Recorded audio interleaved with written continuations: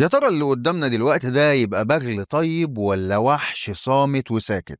ممكن تبص على الحيوانات الغير المفترسة إنها حيوانات كيوت ولطيفة وبريئة، بس تعالى كده أخدك ونبص على الفظ أو فيل البحر ده ونتعرف عليه.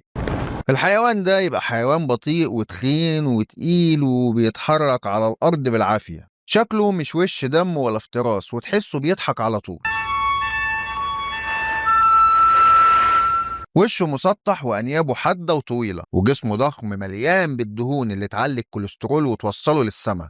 ممكن تفتكره حيوان بحر غلبان، بس أحب أقولك إن العملاق اللي قدامنا ده من غير ما يستخدم مخالبه أو أنيابه حتى قتل 2 رجالة كبار طول بعرض من غير عركة أو صوت أو حتى نقطة دم واحدة. هو بس يدوب حضن واحد كان كفيل إنه يحول اليوم ده لكابوس ومحدش هيتخطاه أو ينساه في دولة الصين. واحد من الاتنين يبقى رجل أعمال معروف كان رايح ياخد سيلفي مع الحيوان وهو بيضحك ومبسوط، بس فجأة بقى ومن غير ما يحس بيتسحب لقلب المية وفوق منه تريلا وزنها طن ونص. أما الراجل التاني فهو مدرب الفيل نفسه ومروضه لمدة 10 سنين كاملين، بس ال10 سنين خبرة دول ما كانوش كافيين واتقتل هو كمان في محاولة يائسة منه لإنقاذ رجل الأعمال. حادثة النهاردة مش عن قصة هجوم ولا جثث متاكلة أو متقطعة، لا دي عن ثقة اتخانت وغريزة صحيت وجسم اتكسر من غير ما ينزل نقطة دم واحدة. فكوباية شايك الزوينة زيك واستعد لأن اللي جاي هيغير فكرتك عن كل حيوان شكله بريء وأليف. ويلا بينا من غير سسبنس كتير ندخل في المدعكة على طول ونتعرف على الحادثة المرعبة والغامضة اللي حصلت في حديقة حيوان شيشياكو الصينية للحياة البرية. وهل كانت مجرد حادثة والسلام ولا كانت غلطة ولا بقى في سر مرعب مستخبي مع الوحش البحري ده؟ بس زي ما احنا متعودين صديقي الإنسان قبل الكلام واجب السلام. السلام عليكم ورحمة الله وبركاته. فيديو جديد من اوعى الوحوش تبقى لشق.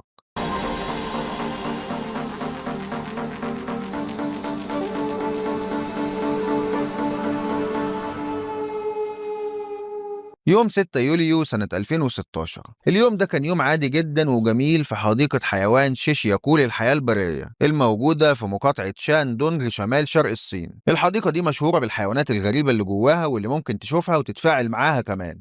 السياح بيزوروها من كل مكان في الكوكب مخصوص علشان يعيشوا لحظة قريبة مع الحيوانات الغريبة دي. في اليوم ده بقى كان من ضمن الزوار دول راجل أعمال معروف اسمه جي لوين، كان جاي من منطقة لياونينج. جي كان زيه زي باقي الناس جاي مبسوط جدا وعاوز يعيش التجربة الجديدة دي، ومن أول ما دخل للحديقة وهو مطلع موبايله وعمال بياخد في صور سيلفي وفيديوهات مع الحيوانات، وكان واضح فعلا إنه فرحان وبيحب الحيوانات. لكن أكتر حيوان لفت انتباهه هو حيوان الفظ أو فيل البحر.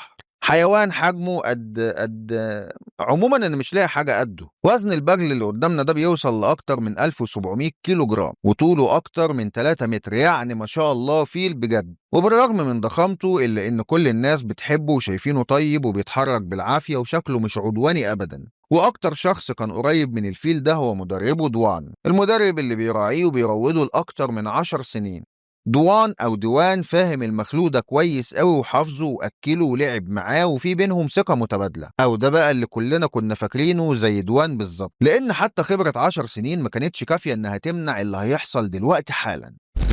رجل الأعمال جي كان مبسوط ومنبهر قوي من الفيل وحجمه وأنيابه ووقوفه جنب المية كأنه موديل، عشان كده راح مطلع موبايله تاني وحاول إنه ياخد سيلفي معاه بس من قريب بقى.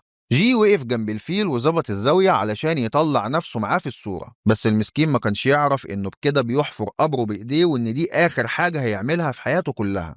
المدرب دوان كان واقف قريب منهم ومر عليه في ال10 سنين دول أكتر من مليون سائح قبل كده بيعملوا زي جي وأكتر كمان، بس المرة دي بقى دوان حس بحاجة غريبة، حاجة مش طبيعية.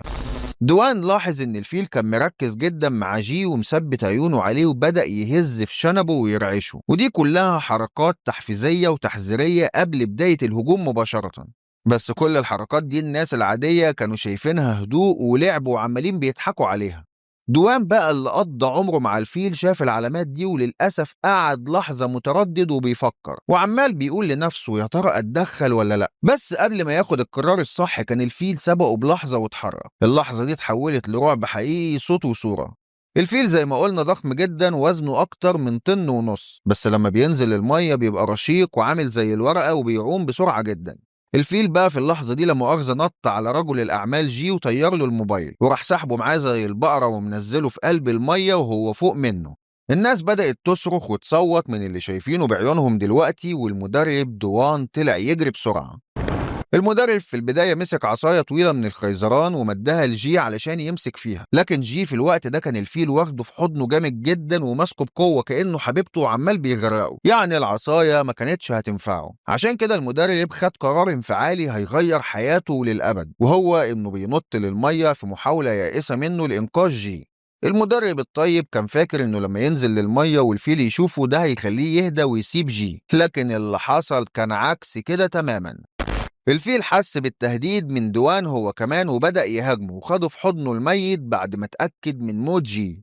الفيل لف نفسه حوالين مدربه ونزل بيه هو كمان لتحت علشان يغرقه.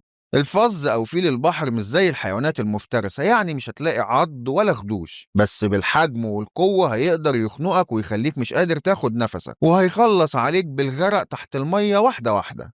جي في الوقت ده كان غرق فعلا ومات خلاص، ودوان هو اللي كان لسه بيكافح تحت المية، بس الفيل كان ضاغط عليه جامد، وكل ما المدرب كان بيحاول يهرب كان الفيل بيضغط وبيشد عليه أكتر وأكتر. دوان كان سباح ممتاز واعر بالزاف، بس الفيل كان أقوى من أي حاجة ومقدرش يخلص نفسه منه. الناس فوق كانوا بيتفرجوا وهم في حالة من الرعب والخوف، والموظفين اللي جريوا كانوا بيحاولوا انهم ينقذوا زميلهم بكل حاجة معاهم زي ضرب الفيل بالعصيان والشبك والصوت العالي، بس العربية النص نقل اللي قدامنا دي لا يمكن حاجة من الحاجات دول كانت هتأثر فيها. المية كانت بتتحرك من مقاومة الشخصين، بس فجأة كل حاجة وقفت والفيل طلع عايم على وش المية لوحده. جي ودوان ماتوا مخنوقين وغرقانين، والكل دلوقتي بقى في حالة صدمة، وبقوا بيسألوا ازاي ده يحصل، الفيل ما كانش عدواني، ده كان بيلعب. العلماء قالوا إن جي لما قرب زيادة عن اللزوم الفيل اعتبره بيقتحم أرضه الإقليمية، وقعد يبعت له في رسائل تحذيرية اللي قلناها فوق علشان يبعد، بس المسكين جي ما كانش فاهمها بدليل إنه كان بيقرب أكتر وأكتر. وقتها بقى الفيل اعتبر ده تحدي مباشر وصريح من جي على الهيمنة والأرض والسلطة، عشان كده راح واخده في حضنه وغرقه وخلص عليه وعرفه مين الأقوى فيهم.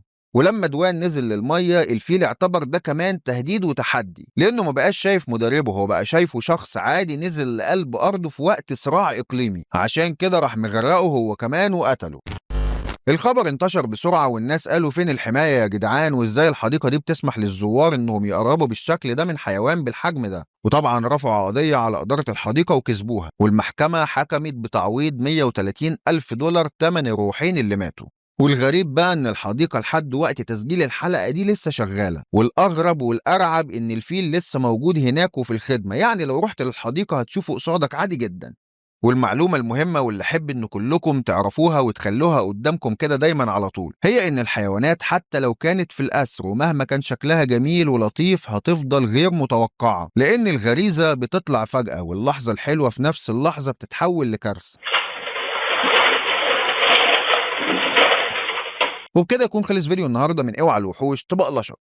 صديق الإنسان الجميل الحبوب، من وجهة نظرك بقى مين اللي غلطان في حادثة النهاردة؟ هل الناس اللي غلطانين ولا الحيوان؟ وهل حصل لك قبل كده موقف مع حيوان بري؟ اكتب لنا تحت في التعليقات، وما تنسوش إن هقراهم كلهم ويمكن تعليقك يظهر في الفيديو اللي جاي. كمان شارك الفيديو ده مع أصحابك وعيلتك، خصوصا اللي فاكرين إن كل الحيوانات كيوت وأليفة وجميلة.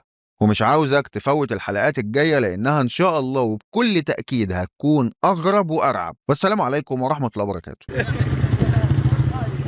عباس اسدش عليه، نجيه خليه يروح بس لا يطقك. ايه ميل